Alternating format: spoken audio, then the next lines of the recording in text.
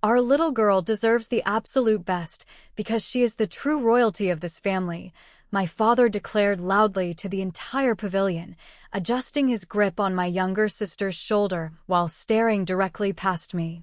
Unlike some people who will always just be background noise in the story of our lives. I sit at the weathered picnic table, completely silent, nursing a glass of iced tea while the afternoon sun beats down on the grass. My sister smirks, adjusting her oversized designer sunglasses, soaking in the absolute adoration of our parents as if it is her birthright. They are completely oblivious to the reality of the situation. They have absolutely no idea that in exactly 2 minutes, a $2.5 million secret is going to drop like an anvil, and it will shatter their perfect facade into a million unrecoverable pieces. Thank you for watching video. Before I take you back there, do me one small favor. Take a second to like and subscribe, and tell me in the comments where you are watching from and what time it is where you are. It helps more than you know. My name is Sloane. I am 33 years old, and for my entire existence on this earth, I have been the invisible ghost haunting my own family. In the grand theatrical production directed by my parents, Sylvia and Warren, I was never cast in a speaking role. I was merely the stagehand, the afterthought, the shadow standing in the wings while all the spotlights were aggressively focused on their golden child. That golden child is my younger sister, Delaney. Delaney is 30 years old, though you would never guess it by the way my parents coddle her. She works a few hours a week as a freelance event assistant, yet she proudly calls herself a lifestyle influencer. Whenever anyone questions her severe lack of ambition or her absolute dependence on our parents' bank accounts, she tosses her hair and delivers her favorite phrase. "I just vibrate at a higher frequency than regular workers," she always says, dripping with a staggering amount of unearned arrogance. Growing up, the profound favoritism was not just a subtle undertone in our household. It was a heavy, suffocating blanket that covered every aspect of my life. If I scored perfect grades and won a full academic scholarship, my mother would offer a distracted nod before rushing out to buy Delaney a new pageant dress. When I graduated from college with highest honors, my parents did not attend the ceremony. They claimed they could not possibly miss Delaney's minor role in a community theater play, leaving me to stand alone in my cap and gown, watching other families celebrate their children. I learned very early that I was prey in a psychological trap. I was expected to sacrifice my own emotional needs to feed the immense ego of my sister and the blinding vanity of my parents. I realized that if I wanted a life of value, I had to build my own empire entirely from scratch, far away from their toxic snare. For the past decade, I did exactly that. I put my head down, completely severed my emotional expectations from my family, and worked with a sheer, unrelenting force. When my parents occasionally bothered to ask what I did for a living, I kept my answers incredibly vague. I told them I worked with computers. They immediately assumed I was some low-level technical support worker answering phones in a dark cubicle. They liked that narrative. It fit perfectly into their delusion that Delaney was the only shining star of the family. I never corrected them. I let them believe I was barely scraping by in a tiny, depressing apartment because the truth was a weapon I was saving for the exact right moment. They had absolutely no idea that I had clawed my way to the top of the corporate ladder, earning the title of Vice President of Technology Strategy at a major firm. This brings us to the annual Summer Family Reunion of 2026. The event was held at a massive park pavilion in the upscale suburbs of Chicago. Over 80 relatives had gathered, buzzing like a swarm of bees under the colorful banners my mother had spent 8 months meticulously coordinating. The air was thick with the smell of barbecue and the sound of exaggerated family gossip. I arrived in my luxury vehicle, but I purposefully parked it behind a row of trees at the far edge of the lot. I walked to the pavilion quietly, wearing simple clothes, fully prepared to play my usual role as the invisible daughter. When I approached the main tables, the scene was utterly predictable. My mother, Sylvia, was frantically running around, adjusting floral arrangements and ensuring that Delaney had the most flattering lighting for her photographs.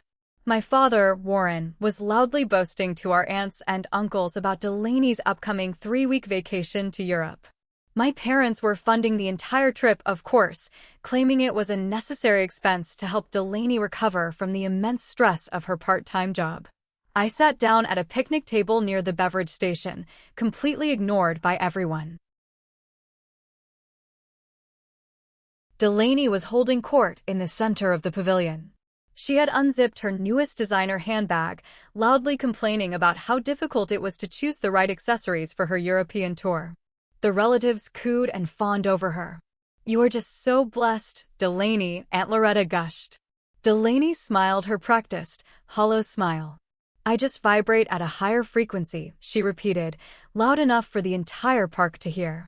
I watched them circle their golden child, entirely unaware they were walking directly into a trap of their own making.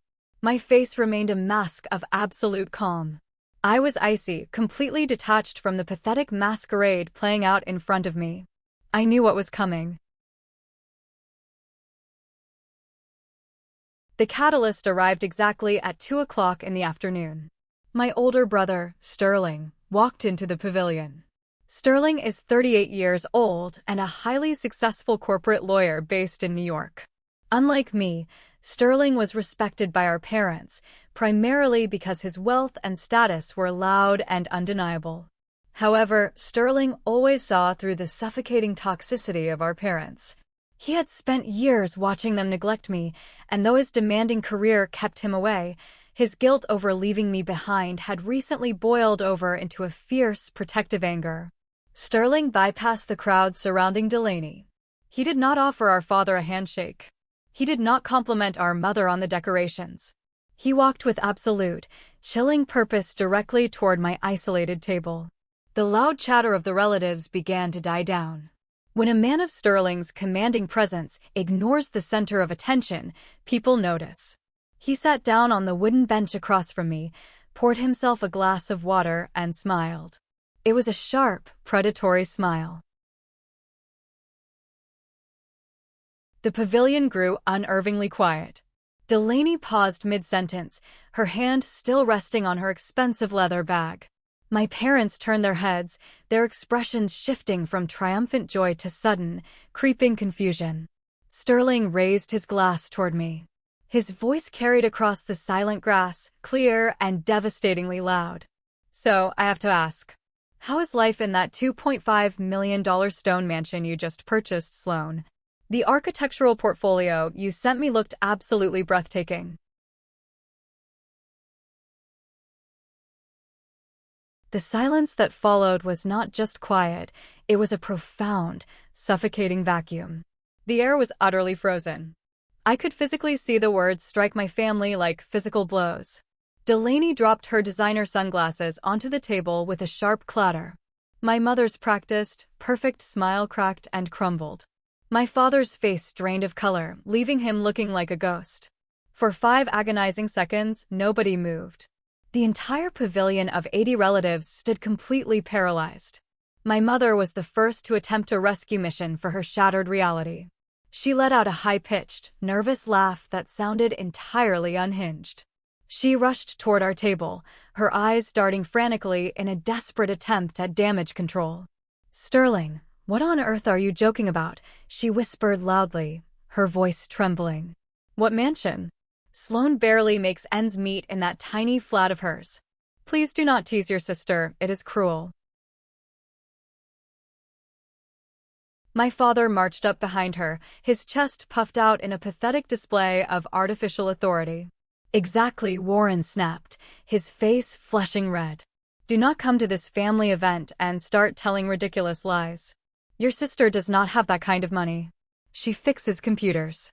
I calmly set my glass of iced tea down on the wooden table. I did not raise my voice. I did not show a single ounce of emotion. The power in this moment belonged entirely to the icy truth. "I am the Vice President of Technology Strategy, Mother," I stated. My voice was a cold blade slicing through the humid summer air.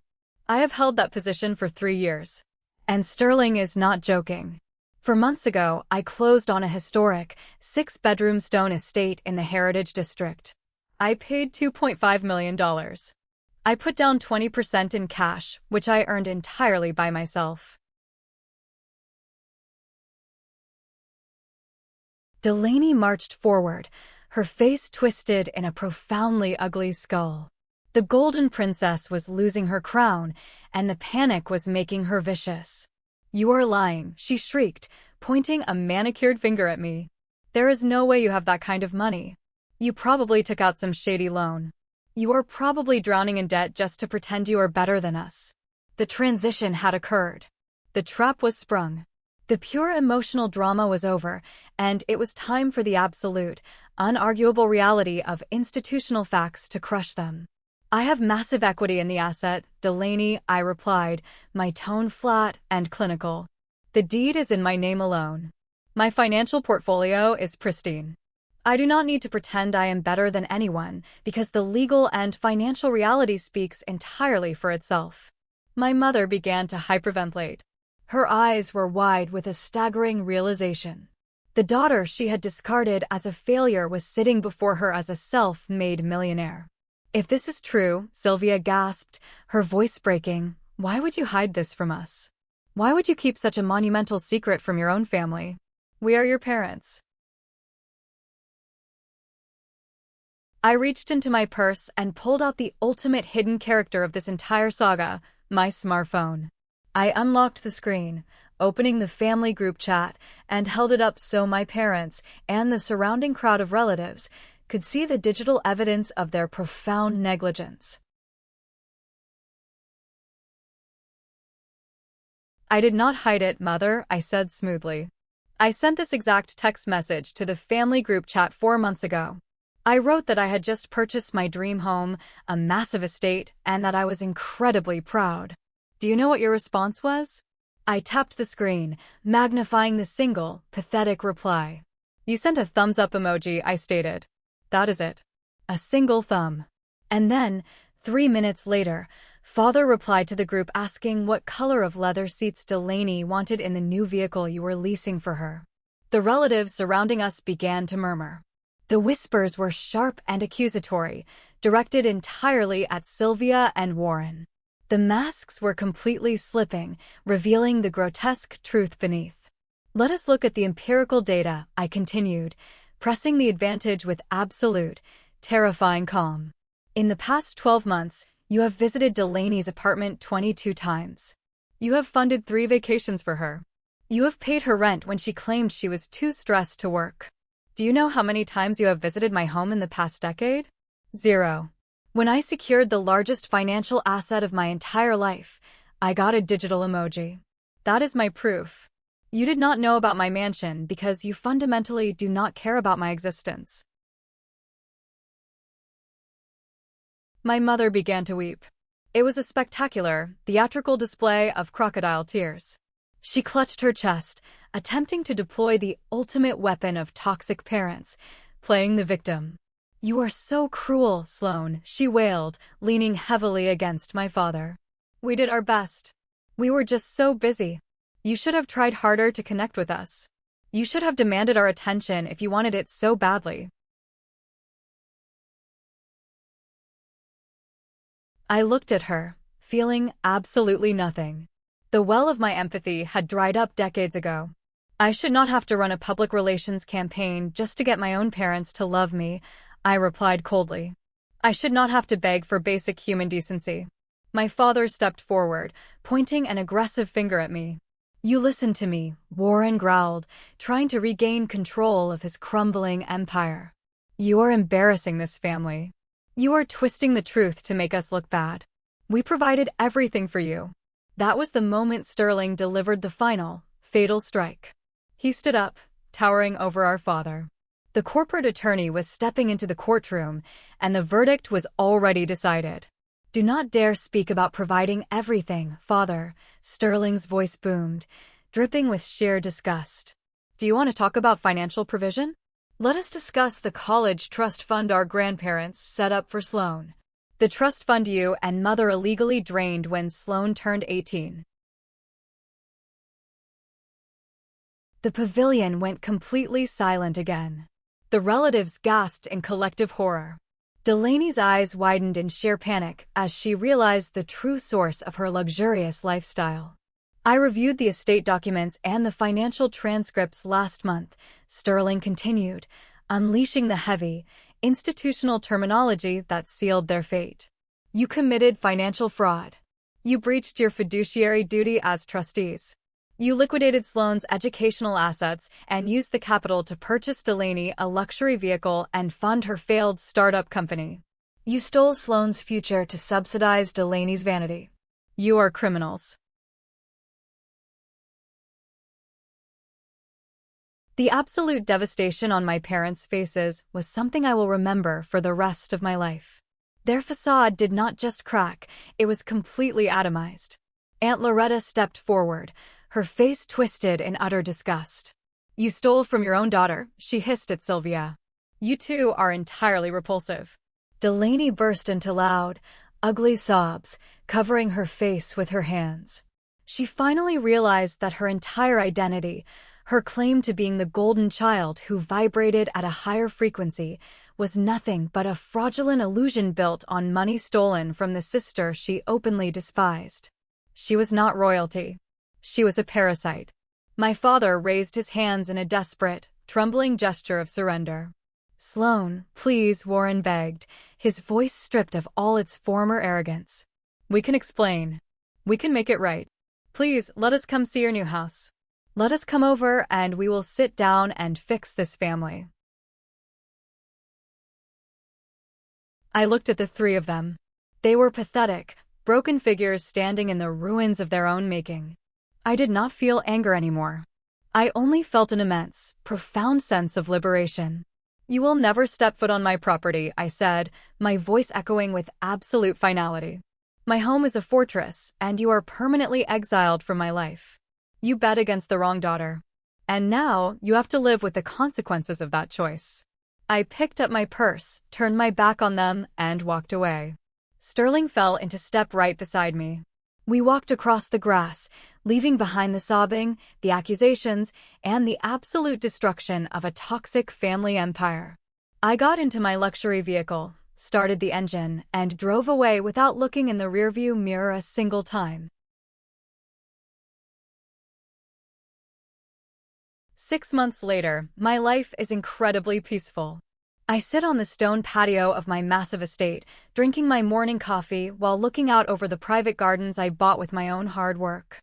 I have complete serenity. Meanwhile, they are drowning in the consequences of their actions. After the reunion, the extended family completely shunned Sylvia and Warren. The embarrassment was so staggering that they had to sell their home and move to a smaller, cheaper town just to escape the judgment. Delaney, cut off from her funding and exposed as a fraud, was forced to take a grueling, minimum-wage job just to survive. The golden child finally had to face reality, and the reality broke her completely. I have a life of immense value, a career of profound impact, and a home of absolute beauty that no amount of their stolen money or toxic favoritism could ever buy. I built my own kingdom, and the drawbridge is permanently pulled up. Thank you so much for listening to my story. Have you ever experienced this kind of blatant favoritism or financial betrayal in your family? How did you handle the situation when the truth finally came out? Please share your thoughts in the comments below, because I read every single one. If you enjoyed this story of absolute karma and justice, do not forget to hit that like button and subscribe for more stories. Stay strong, protect your peace, and I will see you in the next video.